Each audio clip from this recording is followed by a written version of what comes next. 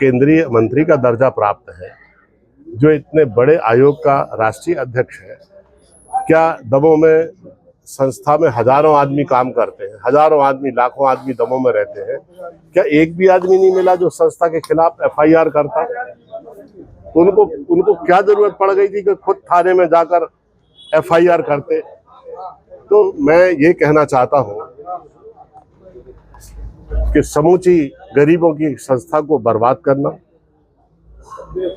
सही परिप्रेक्ष्य में चीजों का आकलन नहीं करना, जो सेवा कर रहे हैं उनकी सेवा को नकारते हुए एक संस्था को खत्म करना, निर्दोष लोगों पर मुकदमे दर्ज करना और उसके पीछे गलत आधार बनाना शोभा नहीं देता इतने बड़े लोगों को, जो स्वयं इतनी बड़ी संस्थाओं में न्याय के लिए काम कर रहे हैं।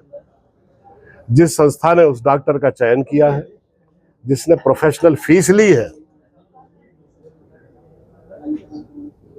उस संस्था के खिलाफ कोई कार्रवाई नहीं, बल्कि ये कह दिया जब तक वो संस्था अपने बाकी डॉक्यूमेंट्स पे हस्ताक्षर करती तब तक ये मीडिया ट्रायल हो गया, तब तक ये मुकदमे दर्ज कर दिए गए और संस्था पर दबाव डाला गया कि कह दे कि हमने तो हस्ताक्षर नहीं किए, हमारा इससे कुछ लेना देना नहीं है। तो फिर फीस किस बात की ली? ऑन रिकॉर्ड खाते में पैसे गए, ऑनलाइन पैसे गए। कैसे संस्था मना कर सकती है कि हम जिम्मेदार नहीं है, और उसको कैसे इससे अलग रख के देखा जा सकता है? तो उनकी भूमिका को लेकर मैं तो ये कहूँगा कि एक जुडिशियल इंक्वायरी हो और ऐसे व्यक्ति को, जिसने हजार लोगों का रोजगार छुड़ा लिया, जिसके कारण डायलिसिस की कमी के कारण दमोह के 30 लोग मर गए, आप सब जानते हैं। हजारों लोग जो गरीब इलाज कराते थे वो वंचित रह गए। 1000 की OPD वाला हॉस्पिटल जिसमें सारी सुविधाएं थी, जिसमें सोनोग्राफी होती थी, एंडोस्कोपी होती थी, CT स्कैन होता था, जिसमें एंजियोग्राफी, एंजियोप्लास्टी, वॉल्व चेंज होते थे हार्ट के, जिसमें पेस मेकर लगाया जाता था, जिसमें डिजिटल एक्सरे होता था, जिसमें फुल फ्लैश बहुत उच्च स्तरीय, जिसमें रक्त परीक्षण की पैथोलॉजी थी। ऐसी संस्था को बंद करना एक अमानवीय कृत्य है और मैं तो ये कहूँगा कि एक जुडिशियल इंक्वायरी होना चाहिए और इस इंक्वायरी में जो कानूनगो साहब की भूमिका है, उस भूमिका का पूरा आकलन होना चाहिए कि उन्होंने किस तरह से पक्षपात और अन्यायपूर्ण ढंग से एक संस्था के ऊपर काम किया है, और ऐसे व्यक्ति को मानव अधिकार आयोग का सदस्य बनाने के उपरांत क्या लोगों को न्याय मिल पाएगा, ये प्रश्न चिन्ह जनता के सामने है। 30 लोगों की मौत की भी बात आपने कही और डायलिसिस के कारण और साथ में प्रसूताओं की मौत की भी बात आपने।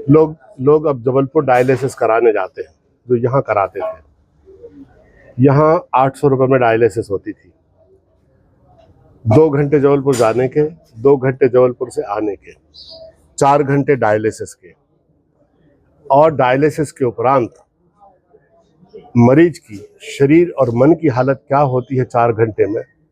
ऐसे जीर्ण शीर्ण और दुखी आदमी को फिर बस में बैठना है और यहाँ आना है। जितना आने जाने में खर्चा लगता था उतने में यहाँ डायलिसिस हो जाती थी और इतना पीड़ादायक नहीं होता था और आदमी का समय बचता था। ऐसी सुविधा को नष्ट करना अमानवीय है और जो लोग मरे हैं इनकी हत्या का केस इनके ऊपर दर्ज होना चाहिए, इसकी जांच होना चाहिए। प्रसूताओं की मौत की भी बात उठाई, आप बताइए, इसकी किसी ने चर्चा नहीं की। जबलपुर के मेडिकल की जो रिपोर्ट है, जो पूरा एक डॉक्टरों का मंडल आया था यहाँ जांच करने, उसकी रिपोर्ट को किसी ने नहीं देखा कि उसने जो इलाज किया और किन किन लोगों को मौत के लिए जिम्मेदार ठहराया, उनकी उम्र क्या थी, उनके लिए क्या गोलियां दी गई, क्या इलाज किया गया, क्या उसका आकलन है, ये किसी ने देखा ही नहीं। और 10 महिलाओं से ज़्यादा दमोह के जिला अस्पताल में उनकी मृत्यु हो गई, कोई बोलने ही तैयार नहीं है। सरकारी अस्पताल में बताइए आप। और इसमें 3 लोगों की मृत्यु बहुत दुर्भाग्यजनक है और इन पे तो हत्या का केस दर्ज होना चाहिए डॉक्टर पे, अगर वो गलती की है उसने तो। और यहाँ पर गायनोकोलॉजिस्ट और पूरे अस्पताल मैनेजमेंट पर हत्या का केस दर्ज होना चाहिए।